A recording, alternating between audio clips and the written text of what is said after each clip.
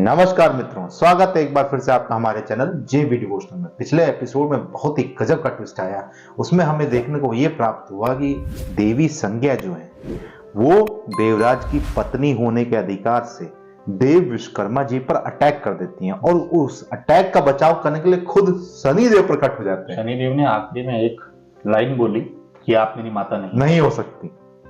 इसके पहले हम लोगों ने देखा कि जब शनिदेव एकांत में वन में थे तो इंद्रदेव वहां पहुंच करके शनिदेव को बरगला रहे थे या वास्तविकता से परिचय करा रहे थे।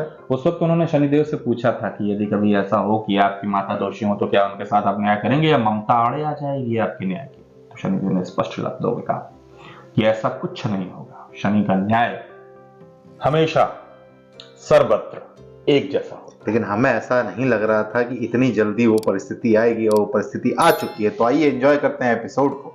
चलते हैं एपिसोड नंबर 66 पार्ट 1 में। सीमा तो आपने पार की है देव, और इसका दंड मिलेगा आपको।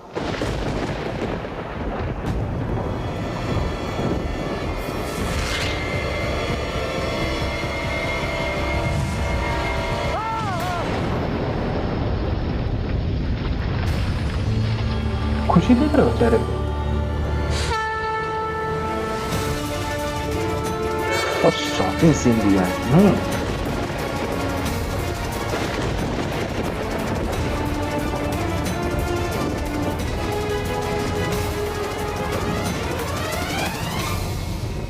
आप मेरी माता नहीं हो सकती।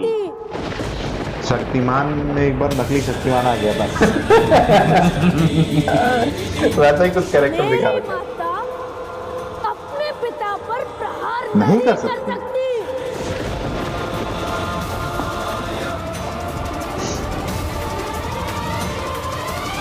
देवी छाया के लुप्त होने से शनि के जीवन से आसक्ति का अंतिम लोप भी हो गया है, परंतु शनि के लिए अभी यह सत्य जानना श्रेयस्कर नहीं होगा।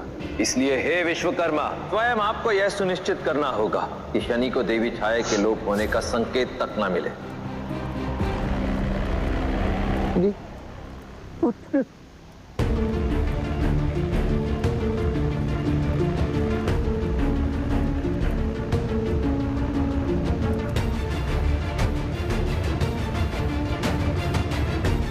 जब अधिक शक्ति हो जाती है ना, अंदर ऊर्जा ज्यादा एकत्रित हो जाती है तो आक्रोश में निकलती है। भ्रम हो गया शनि पुत्र। तुम अपनी माता को अपने जन्म से जानते हो और मैं तुम्हारी माता को उसके जन्म से जानता हूं। बालपन से ही जब ये क्रोध में आती है तो ऐसे मुझसे झगड़ती है। बहुत बेकार बिटिया है। अब तो अभ्यास हो गया है मुझे। देवताओं की लड़ाई। हम पिता पुत्री के मध्य की बातें हैं शनि, तुम व्यथित ना हो पुत्र।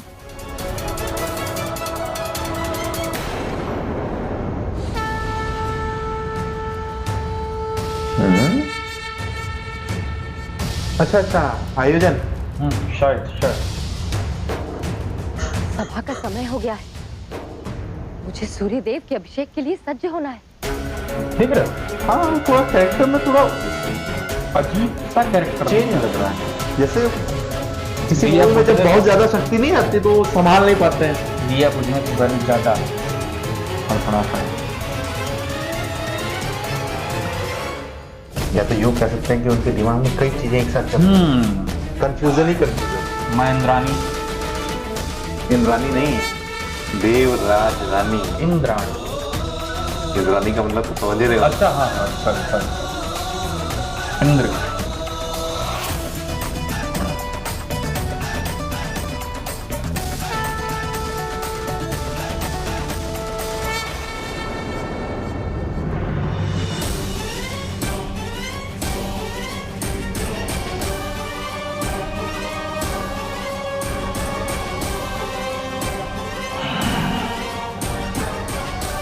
आप निष्कासित थे इंद्रदेव, फिर भी यहाँ आने का दुस्साहस किया। नारायण नारायण, शांत हो जाइए सूर्यदेव। इंद्रदेव को देवराज के पद से मुक्त किया गया है, किंतु वे देव तो है ना। और इसी नाते यदि वे नए देवराज के अभिषेक के समय इस सभा में प्रस्तुत है, तो मेरी दृष्टि में कोई अनुचित कार्य तो नहीं। ये अनुचित नहीं। ये हमारी प्रजा है, प्रजा है।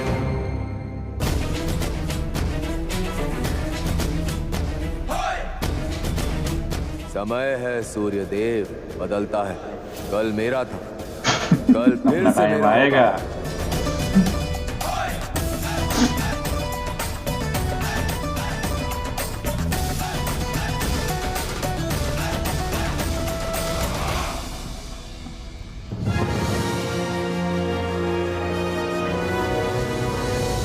नारायण नारायण।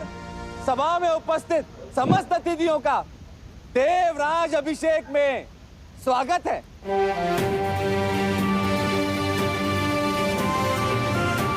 त्रिदेव के पश्चात देवराज का पद अत्यंत शक्तिशाली और महत्वपूर्ण होता है।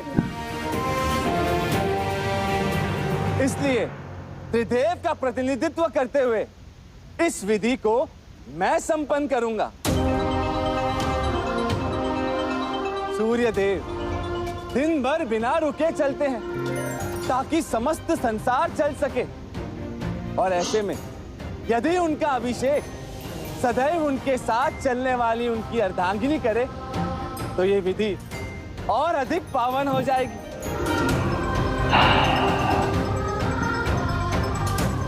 तो यहाँ मसाला डालना भूल गया। तो देवी संज्ञा प्रस्तुत हो। बैठ पे यहाँ मसाला डालना भूल गया। आ रहे हैं ना मसाले। इसका तीखा लाल।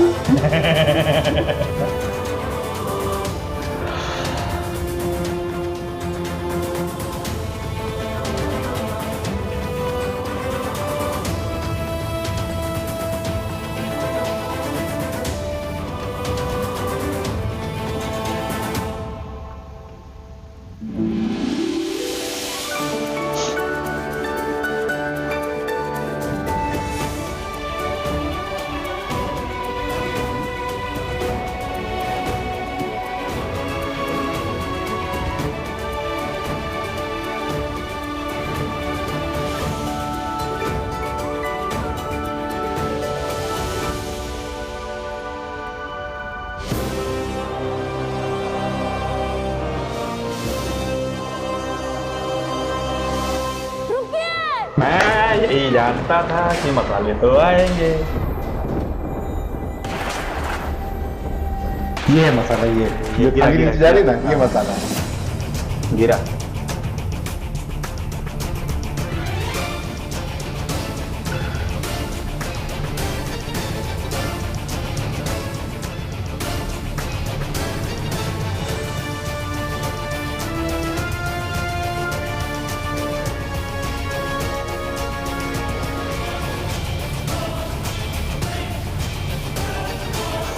अब देवी संज्ञा की आंखों में डर दिख रहा है। डर भी दिख रहा है, क्रोध भी दिख रहा है।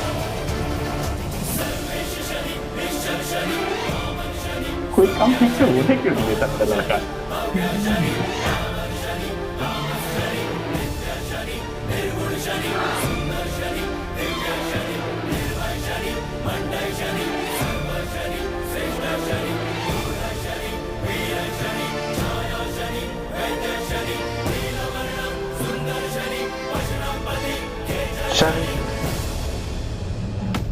ये क्या संज्ञा? अभिषेक विधि में दोष हो गया है।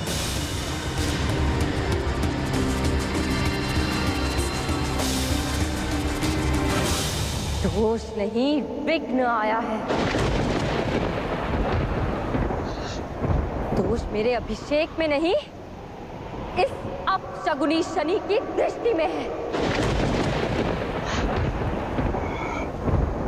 अब तो और निश्चित हो जैसा कुरूप ये, वैसी ही काली इसकी कुदृष्टि।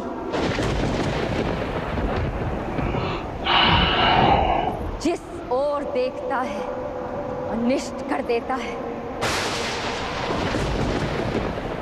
जहां इसके पग पड़ते हैं वहां अशुभ होना निश्चित है।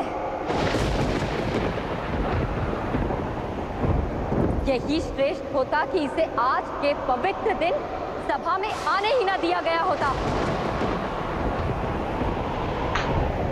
लक्षण अपशकुनी कहीं का आकर अभिषेक रोक दिया। शब्द लिखे चुन चुन के। भाई कुछ ज्यादा ही तीखा और कुछ ज्यादा ही लाल हो गया। शनिदेव को जो डाउट था वो भी अब क्लियर ही हो गया। शनि, ये अभिषेक रुकवाने के पीछे कारण क्या है? सूर्यदेव बेचारे चढ़ के जाते हैं। क्योंकि मुझे अनुभव हुआ कि जो अपने पिता को सम्मान ना दे सके वो अपने पति को क्या सम्मान देंगी।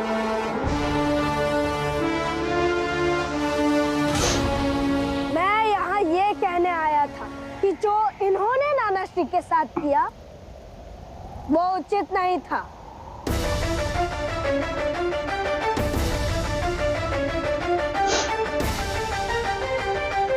परंतु अब मेरा प्रश्न कुछ और है। मैं जानना चाहता हूँ कौन है आप?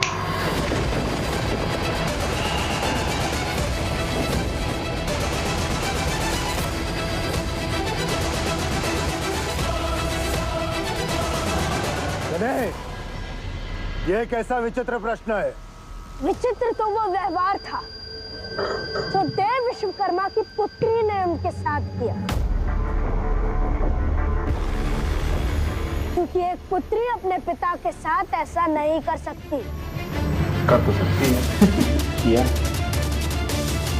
वो भी माता के साथ समक्ष प्रेजेंट कर रहे हैं ना सिचुएशन जो इन्होंने मेरे लिए कहे।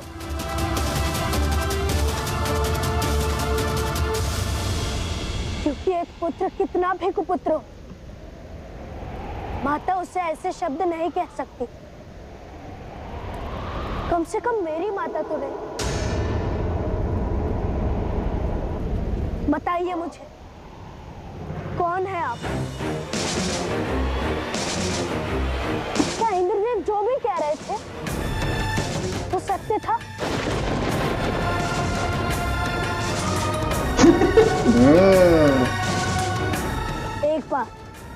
एक बार बस कह दीजिए कि मैंने जो भी आपके मुख से सुना वो असत्य था।